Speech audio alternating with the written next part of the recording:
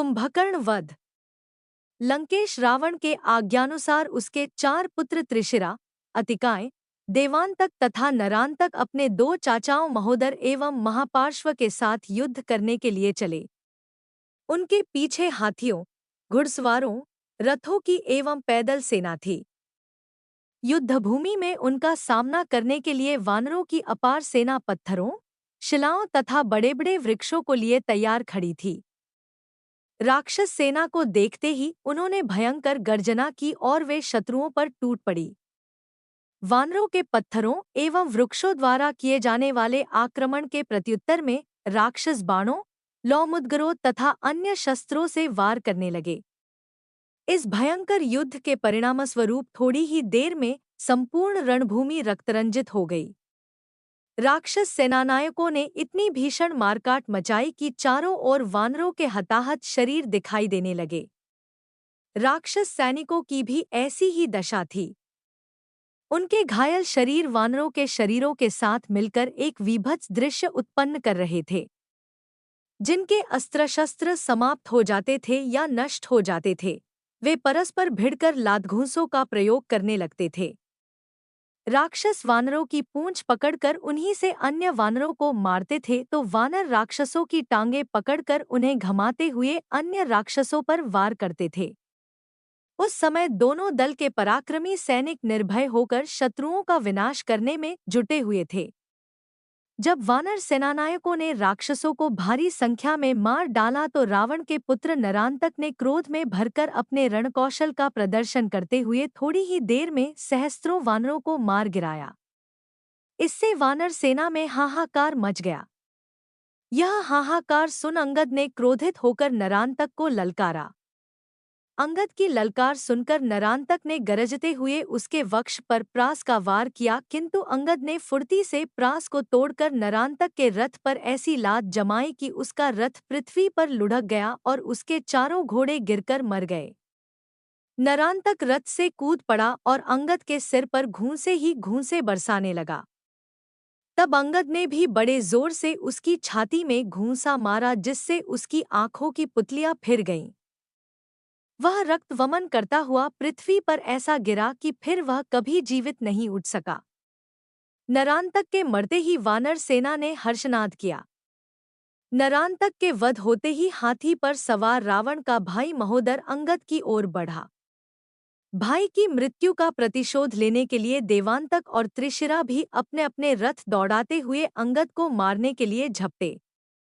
तीनों महारथी एक साथ अंगद पर बाण छोड़ने लगे। तीनों के आक्रमणों का मुकाबला करते हुए अंगद ने सबसे पहले महोदर के हाथी को एक ऐसी लात जमाई कि वह गंभीर गर्जना करता हुआ मैदान से भाग निकला। अंगद ने भागते हुए हाथी के दांत उखाड़कर उनसे ही शत्रु का संहार करना आरंभ कर दिया। जब हनुमान ने अंगद को 3 महारथियों से घिरा देखा तो उन्होंने लपककर देवांतक की छाती में इतने जोर का मुक्का मारा कि वह वहीं तड़प कर ठंडा हो गया। अपनी आंखों के सामने देवांतक को इस प्रकार मरते देखकर त्रिशिरा और महोदर के नेत्रों से ज्वाला फूटने लगी। उन दोनों ने भयंकर बाणों की मार से अंगद, हनुमान सहित अनेक सेनानायकों को व्याकुल कर दिया। नील ने अपने वीरों को इस प्रकार घायल होते देख किलकिलाकर एक बहुत भारी शिलाखंड उखाड़ा। फिर उसे महोदर के सिर पर दे मारा। उसके नीचे महोदर पिसकर मर गया।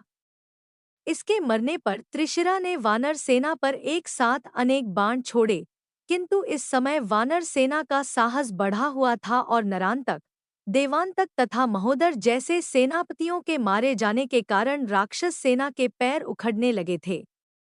अवसर पाकर हनुमान ने कूदकर त्रिशिरा का सिर धड़ से अलग कर दिया। इस प्रकार 4 महारथियों के मारे जाने पर महापार्श्व ने क्रोध से उन्मत्त होकर लोहे की भारी गदा से वानरों पर वार करना आरंभ कर दिया। देखते ही देखते 20 वानर उसकी क्रोधाग्नि में जलकर स्वाहा हो गए। उस समय उसकी रक्तरंजित गदा प्रलयंकर अग्नि की भांति वानरों को अपना ग्रास बना रही थी। इस पर ऋषभ नामक तेजस्वी वानर योद्धा ने क्रुद्ध होकर महापार्श्व को बड़ी जोर से लात मारी। उस आघात को न सह सकने के कारण महापार्श्व पृथ्वी पर गिर पड़ा। उसके गिरते ही वानर सेना ने चारों ओर से उसे घेरकर उसका शरीर नखों और दांतों से फाड़ डाला, जिससे वह तड़पत कर मर गया। इन पांचों महारथियों की मृत्यु से सेनापति अतिकाय को बड़ा क्रोध और क्षोभ हुआ। वह अपना विशाल रथ लेकर वानर सेना में घुस आया। उसे अपने बल पर बड़ा गर्व था, क्योंकि वह अनेक बार देवताओं और दानवों को लोहे के चने चबवा चुका था। उसके भयंकर सहार से त्रस्त वानर सैनिक त्राहित्राही करते हुए रामचंद्र जी के पास पहुंचे। उसके विराट रूप और अद्भुत रणकौशल को देखकर उन्होंने विभीषण से पूछा, हे विभीषण, यह पर्वताकार अद्भुत वीर सेनानी कौन है जो वानर सेना का प्रलयंकर विनाश कर रहा है? विभीषण ने बताया, यह रावण का पुत्र अतिकाय है। मंदोदरी इसकी माता है। साहस और पराक्रम में यह रावण से किसी भी प्रकार कम नहीं है।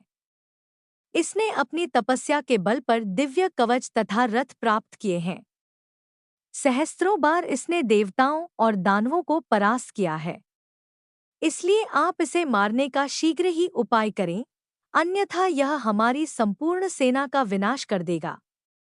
इतने में वानर सेना में अभूतपूर्व मारकाट मचाता हुआ अतिकाय रामचंद्र जी के पास अपना रथ दौड़ाता आ पहुंचा और उनसे क्रोध तथा गर्वपूर्वक बोला, हे तुच्छ मनुष्यों, तुम दोनों भाई मेरे हाथों से क्यों इन बेचारे वानरों का नाश कराते हो?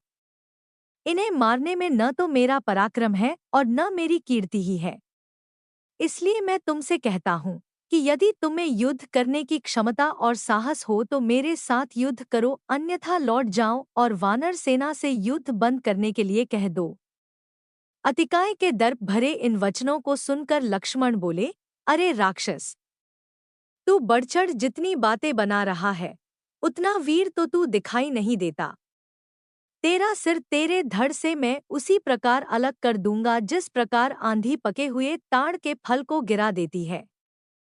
संभाल अपने अस्त्र शस्त्र और देख, मेरे बाण तेरे वक्ष का कैसे रक्तपान करते हैं। लक्ष्मण के ये कठोर वचन सुनकर अतिकाय ने क्रुद्ध हो एक जलता हुआ बाण उन पर छोड़ा। लक्ष्मण ने उस सर्पाकार बाण को अपने अर्धचंद्राकार बाण से काटकर दूसरा अग्निबाण उसके मस्तक को लक्ष्य करके छोड़ा, जो सीधा उसके मस्तक में घुस गया, जिससे रक्त का फवारा छूट निकला। एक बार तो वह थर्रा गया, किंतु शीघ्र ही संभल कर वह फिर आक्रमण करने लगा। दोनों ही वीर अपनी अपनी रक्षा करते हुए अद्भुत रणकौशल का परिचय देने लगे। अतिकाय बार बार सिंह गर्जना करके लक्ष्मण को आतंकित करना चाहता था, किंतु इस गर्जना का उन पर उल्टा ही प्रभाव पड़ रहा था। जितना ही वह अधिक जोर से गरजता, उतने ही अधिक कौशल और स्फूर्ति से लक्ष्मण बाणों की वर्षा करते। जब अतिकाय का हस्तलाघव क्षीण होता दिखाई नहीं दिया तो लक्ष्मण ने क्रुद्ध होकर उस पर ब्रह्मशक्ति छोड़ी। अतिकाय ने उसे प्रत्याक्रमण करके रोकने का निष्फल प्रयास किया। उस ब्रह्मशक्ति ने अतिकाय का सिर काटकर उड़ा दिया। उसके मरते ही राक्षस सेना निराश होकर मैदान छोड़ गई।